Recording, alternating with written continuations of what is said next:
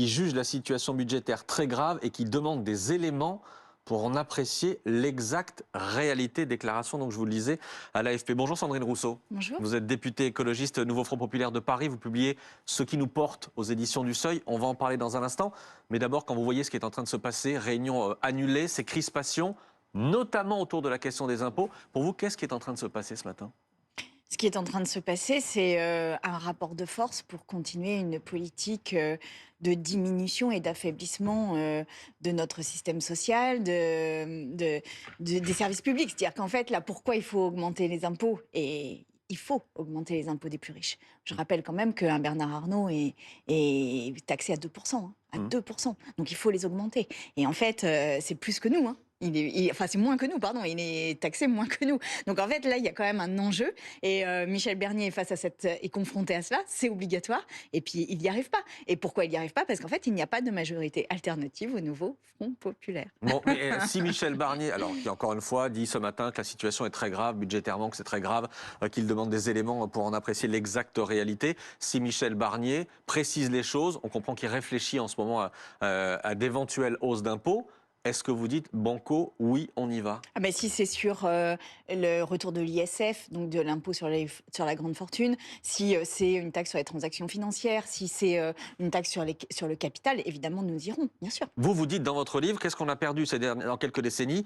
La bataille de l'impôt et d'une société solidaire. Oui, parce qu'en fait l'impôt c'est une manière de consolider une société, il faut bien comprendre ça, c'est qu'il n'y a pas une petite partie comme ça qui s'envole dans des très hauts niveaux de richesse et les autres qui restent acculés à compter chaque euro pour aller manger et pour payer le vêtement au petit dernier. Donc en fait, il y a vraiment cette nécessité de refaire société. Et c'est ça la force qu'a eu la France, c'est de rester dans un niveau d'inégalité qui a été faible par rapport à d'autres pays. C'était ça notre force, notre modèle social, notre identité française. Et on est en train de l'exploser Donc complètement. vous dites, on augmente les impôts des plus riches. Neila Latrousse vient de nous rejoindre. Bonjour Neila, chef des services politiques, et Laurent Neumann.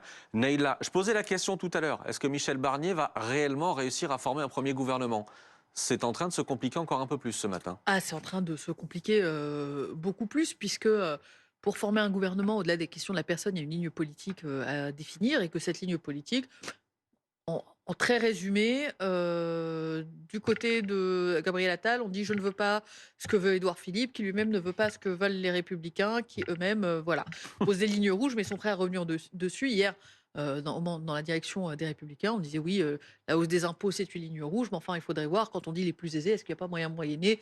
Est-ce qu'au final, la justice fiscale, ça nous va aussi. Donc la difficulté, au-delà même des noms. Enfin, et on a vu hier, par exemple, que dans cette volonté d'ouvrir extrêmement large son gouvernement, en allant jusqu'à chercher un député socialiste, Philippe Brun, la difficulté qu'a eu Michel Barnier. Et il a refusé le député socialiste. Le récit que nous fait Philippe Brun, c'est qu'ayant demandé à Michel Barnier ce qu'il comptait faire, Michel Barnier a dit je vous dirai plus tard. Donc la difficulté, au-delà même du casting aujourd'hui, c'est celle du programme. Après, Michel Barnier est allé en connaissance de cause et Emmanuel Macron l'a casté en quelque sorte ou choisi, précisément parce que l'on disait absolument la même chose au moment du Brexit, dont il a été le négociateur, que c'était une mission impossible, que l'Europe allait y laisser des plumes, que la Grande-Bretagne allait y laisser des plumes, et que finalement, il avait réussi à accoucher d'un accord. Vous imaginez un échec ? C'est possible ce matin, un échec simplement dans la formation du gouvernement, je ne parle pas de la politique, etc. Juste dans la formation du gouvernement, Michel Barnier pourrait ne pas y arriver ? On aura un gouvernement pour l'ouverture de la session parlementaire et Michel Barnier y parviendra. Mais en attendant, il y a un rapport de force qui s'installe entre les différentes forces de cette nouvelle coalition entre l'ancien bloc majoritaire, que certains appellent le bloc central, et la majorité de la droite républicaine, Laurent Wauquiez et ses amis, en gros. Ils ne sont pas d'accord sur grand-chose. D'ailleurs, depuis que Michel Barnier a eu pour mission de composer le gouvernement, tous les jours, on découvre qu'il y a des problèmes. Il y a des problèmes de casting, il y a des problèmes d'ego, il y a des problèmes d'équilibre politique. Il y a des problèmes, la semaine dernière, souvenez-vous, sur l'immigration, la ligne rouge. Attention, on n'ira pas à n'importe quelle condition. S'il y a un ministère d'immigration, c'est sans nu. Ce matin, ce sont les hausses d'impôts. Moi, j'écoute attentivement ce qu'a dit le gouverneur de la Banque de France à Apolline de Malherbe ce matin. 120 milliards d'euros à trouver dans les 3, 4 ou 5 prochaines années. 3 quarts en baissant les dépenses publiques, un quart... Ça, c'est ce qu'il voudrait. Voilà, et un quart en augmentant les impôts. Très honnêtement, on ne sera pas très loin de ça. D'ailleurs, ce qui est très paradoxal, c'est que si on regarde un peu sur le temps long, au moment du Covid, l'idéologie macroniste, c'était on fait confiance à des experts. Aujourd'hui, c'est le retour des idéologies. La ligne rouge fixée par le groupe d'Attal ne repose en rien sur l'avis des experts, puisque et Pierre Moscovici, président de la Cour des comptes, et le gouverneur de la Banque de France disent des économies, ça ne suffira pas. Il ne faut pas renoncer à des augmentations d'impôts. Sandrine Rousseau, vous disiez à l'instant, il faut augmenter les impôts des plus riches. Vous dites dans votre livre, il faut être encore plus radical que ce qu'on a été. On n'a pas été assez radicaux du côté de la gauche, on s'est embourgeoisé. Oui, je pense que le programme qui est sorti du nouveau Front populaire est un programme qui ne porte pas une ambition et le pas de côté absolument nécessaire de la gauche. C'est-à-dire on reste dans le modèle, et dans un modèle de croissance finalement avec une redistribution plus forte, et c'est bien, avec la hausse des bas salaires, et c'est bien. Mais en fait, ça ne change pas de système économique. Et là, aujourd'hui, nous sommes dans une telle fracture, dans une telle limite, qu'il y a besoin de faire ce pas de côté. Et ce que je montre aussi dans ce livre, c'est à quel point la société française est prête. La société française est prête, elle le souhaite, elle le veut. Et en fait, on voit bien qu'on a une espèce de fossé entre le discours politique et la réalité de ce que montrent les enquêtes sociologiques des Français. Sauf qu'être plus radical, c'est refuser de gouverner avec Bernard Cazeneuve, donc c'est refuser de gouverner. Non, moi j'ai toujours dit que nous étions une force qui était arrivée en tête. Il fallait nommer Lucie Castet, pardon. Si Lucie Castet était nommée et avait une motion de censure, eh bien dans les semaines qui suivaient, il y avait une forme de recomposition. Et en fait, il y a ce besoin de respecter les Français. En fait, c'est vraiment. Et d'ailleurs, je pense que c'est même une philosophie politique très importante que nous devrons vraiment matérialiser, incarner fortement à gauche, c'est le respect. Parce que je trouve que Emmanuel Macron, là on le voit, n'est plus maître de rien, il n'est plus le chef de rien, pas même de sa majorité. Il piétine absolument tout, et je pense que là, on a un besoin mais impérieux, on a une urgence, on a une soif de respect des gens, et c'est cela que je porte. Sandrine Rousseau, vous restez avec nous, on va aller devant la cour criminelle d'Avignon, Vaucluse, pour parler du procès de Dominique Pellicot et de ses 50 co-accusés. Alexandra Gonzalez nous attend là-bas en direct. Alexandra, on a vécu, on l'a dit hier, une journée particulièrement dure, particulièrement éprouvante. Reprise de l'audience ce matin où où la Cour s'intéresse à Jean-Pierre M. C'est celui qu'on a décrit comme le disciple de Dominique Pellicot. Oui, parce que cet homme qui a 63 ans aujourd'hui est le seul qui n'est pas accusé d'avoir violé Gisèle Pellicot. Lui a violé sa propre femme en présence et avec Dominique Pellicot à plusieurs reprises en la droguant, en utilisant ce que faisait Dominique Pellicot. Il est là aujourd'hui dans ce box, cet homme de 63 ans qui paraît plus jeune que son âge, silhouette mince avec sa chemise bleue, les cheveux en brosse, et donc depuis ce matin, il répond aux questions de la Cour. Et il vient de raconter son enfance fracassée, d'une voix où les mots se bousculent pour sortir. Il a la voix hachée, la voix rude. Et il raconte des détails insoutenables. Il raconte par exemple que son père, celui qu'ils appelaient, dit-il, le vieux ou le père, on l'a jamais appelé papa, dit-il, son père imposait à ses enfants des scènes de sexe. Il dit: il nous faisait sucer son sexe. Ma petite sœur pleurait tout le temps. Je dis ma petite sœur, mais en réalité c'était ma grande sœur. J'essayais de la protéger, mais je n'ai pas toujours pu. Mes autres grandes sœurs sont parties très tôt de la maison. Dans notre enfance, c'était honte, alcool, sexe, silence. On n'en a jamais parlé, on avait honte, on ne pouvait rien dire à personne. Et d'ailleurs, je ne savais même pas, dit-il, je ne savais même pas qu'il fallait parler. Tout ça, je l'ai compris ces dernières années en parlant avec des psychologues depuis les faits.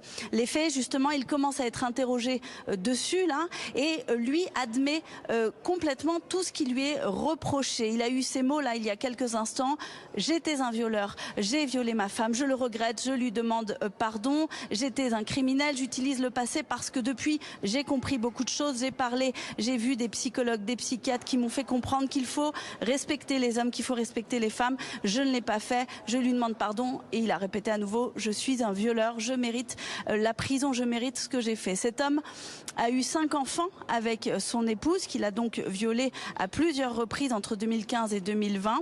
Des enfants qui sont allés le voir pendant sa détention provisoire. Sa femme, elle, a témoigné la semaine dernière ici dans cette salle d'audience.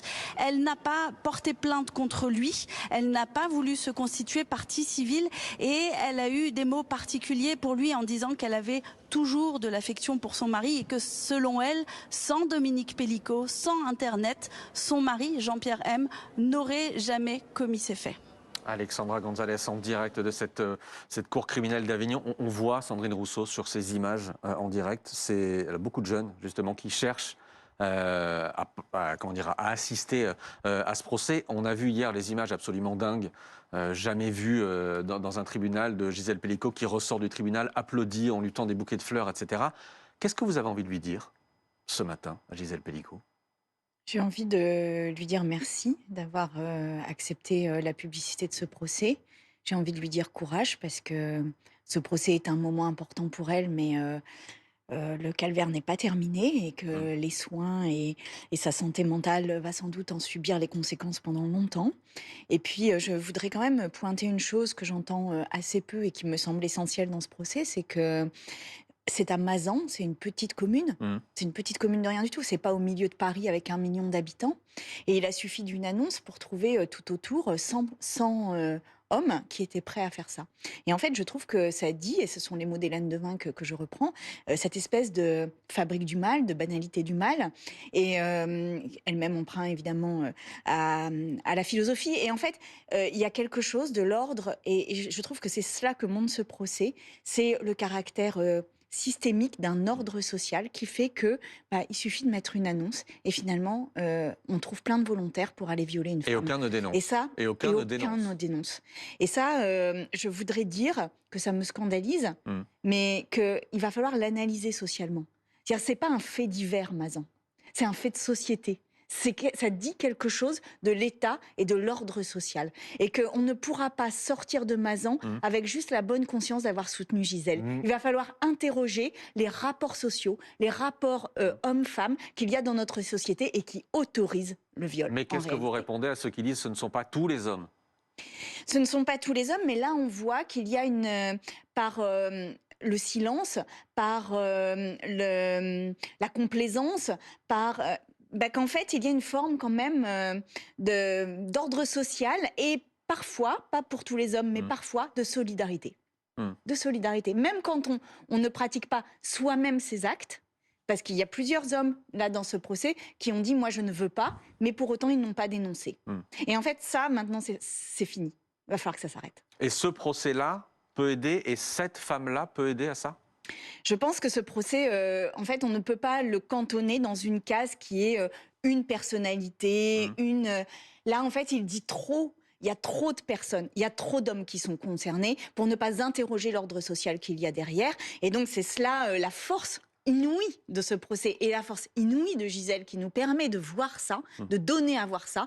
Eh bien, là, il va falloir qu'on s'interroge collectivement. Vous dites que dans votre livre que MeToo, ça a été une lame de fond. Et vous êtes surprise que cette lame de fond, elle se poursuive.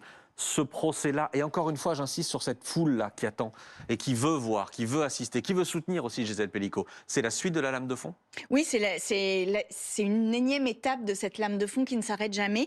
Et ce que je voudrais dire aussi dans ce qu'on vient d'entendre, c'est que oui, que ce soit le mari de Gisèle Pelicot ou d'autres hommes disent avoir subi des violences sexuelles dans l'enfance, et c'est tout à fait possible qu'ils en aient subi. Mais là aussi, on a une responsabilité collective. Qu'est-ce qui fait que l'école n'ait pas identifié ça? Qu'est-ce qui fait qu'il n'ait pas été suivi en tant qu'enfant? Qu'est-ce qui fait qu'ils n'ont pas jamais trouvé d'adulte suffisamment sécurisant pour qu'ils puissent poser la parole? Et ça, on l'avait vu déjà avec l'affaire Kouchner, on l'avait vu avec d'autres affaires. C'est-à-dire qu'en fait, on sait qu'il y a 3 enfants par classe. On sait qu'il y a 3 enfants par classe. Dans toutes les classes de France, il y a au moins 3 enfants qui sont victimes de pédocriminalité. Il n'y a rien qui est fait pour détecter de manière systématique ces enfants qui sont victimes. Donc en fait, vous voyez bien, notre responsabilité collective, elle est là. C'est qu'on ne veut pas voir. Eh bien, Gisèle Pelicot nous oblige à voir. Force à elle et force à nous de regarder cela en face, parce que c'est pas facile. C'est pas facile de regarder la cruauté en face. Tout ce qu'on entend, ça c'est n'est très jamais dur. facile. C'est très dur depuis le début de ce procès, évidemment. Et en premier lieu, bien sûr, pour Gisèle Pelicot, pour sa fille, ses fils, la famille, évidemment. Une lame de fond, je reviens sur ce mot-là. Peu importe les débats entre féministes? J'ai entendu les débats qu'essaye d'imposer Caroline Fourest, notamment avec son livre. Moi, je dis, là, on a un viol toutes les 7 minutes en France, sur adultes uniquement. On a 114 000 plaintes. Je voudrais juste poser ce chiffre. On a 114 000 plaintes. On a 1200 condamnations. 1200 condamnations. Et c'est moins qu'il y a quelques années où il y avait 1700 condamnations. Donc je veux dire, on a une vague énorme de la parole. Et aujourd'hui, il y a un blocage, vraiment un blocage institutionnel pour ne pas entendre, pour ne pas instruire et pour ne pas donner suite à cette parole. Et là, je trouve qu'il y a une responsabilité collective qui est de laisser ce mouvement enfin s'épanouir. Alors justement, et prendre vous parlez de Caroline son Forest. ampleur. Caroline Forest qui vient de publier un livre où elle essaie de remettre la présomption d'innocence, où au cœur du débat, où elle explique que toutes les accusations ne se valent pas et qu'il faut rester raisonnable d'une certaine manière dans ces débats-là. On va l'écouter, Caroline Forest, parce qu'elle vous a directement prise à partie, elle vous a directement critiqué. On l'écoute, c'était sur RTL. Elle est dans les gens qui, sans doute, font du féminisme un fonds de commerce politique, mais au détriment parfois de la finesse, du respect des autres.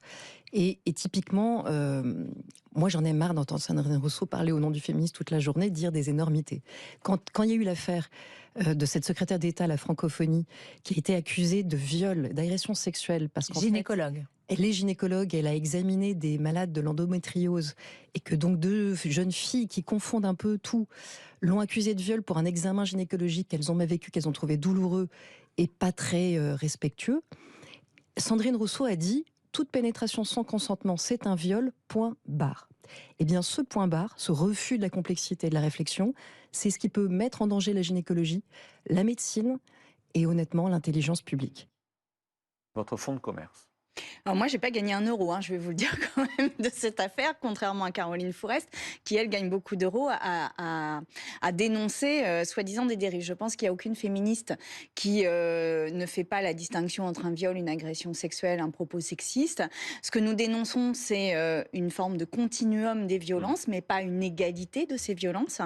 Et par ailleurs, oui, la définition de la loi, c'est qu'un viol est une pénétration sans consentement. Et quand elle cite le rapport des médecins, il y a eu plusieurs cas de médecins qui ont été dans l'exercice de leurs fonctions, qui ont agressé dans l'exercice de leurs fonctions.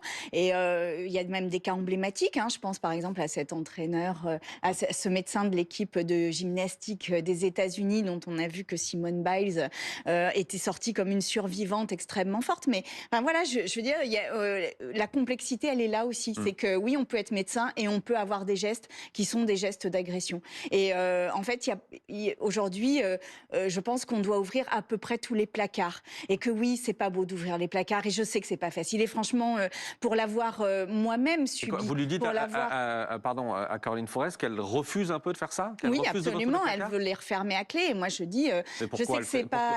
Elle aussi est dans un combat féministe depuis des années et des années. En tous les cas, quand je l'entends, je me demande pourquoi elle dit, par exemple, de Judith Godrèche qu'elle est mariée avec Jaco alors qu'elle n'a jamais été mariée avec lui, ce qui est un acte grave en fait, parce que pour Judith Godrèche, dont la parole est si précieuse, si forte en même temps, eh bien, ça veut dire quoi? Ça veut dire qu'elle aurait accepté le mariage. Enfin, vous voyez bien que ça met le doute et la suspicion sur l'ensemble des paroles des femmes. Je pense qu'aujourd'hui, et la force de Gisèle nous le montre, n'est pas à la suspicion mais au soutien. Et je voudrais penser à toutes les femmes qui subissent cela et vous dire, oui, je continuerai le combat. Pour vous, je le continuerai loin. Et je pense que voilà, il faut admettre que moi je mène un combat politique qui est l'égalité femmes-hommes, que c'est un combat politique, que je le mènerai vraiment avec constance et avec à la fois conviction, mais aussi modération tout le temps, et avec cette idée qu'il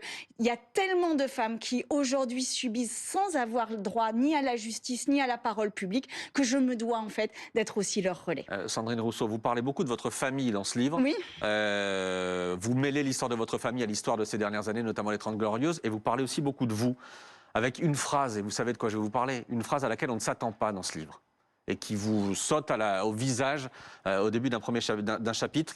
Vous dites « Il m'arrive d'avoir des pensées suicidaires ». Oui. Il m'arrive d'avoir des pensées suicidaires et je ne suis pas seul à porter une faille intime et parfois difficile à mettre à distance.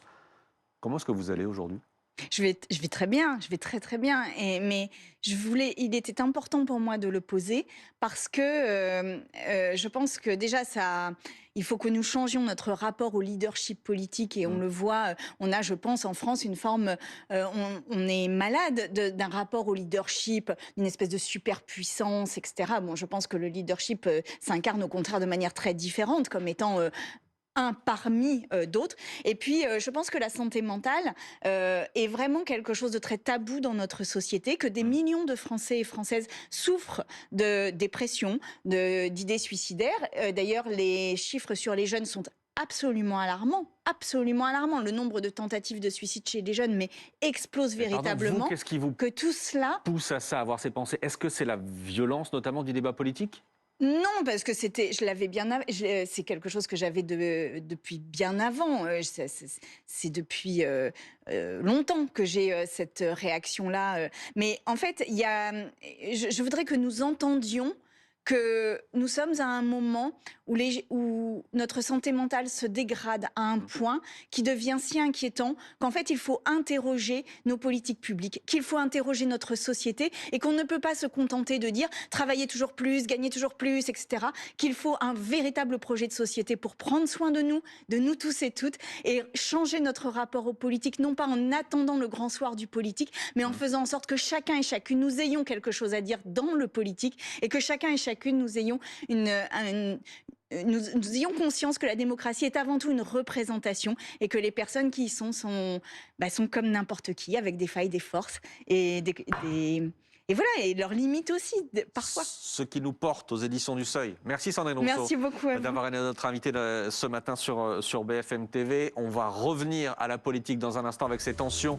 entre Michel Barnier et le camp macroniste. Rendez-vous annulé. Il devait démarrer dans 7 minutes à Matignon. Rendez-vous purement et simplement annulé entre Michel Barnier et Gabriel Attal notamment. On va vous expliquer pourquoi. À tout de suite.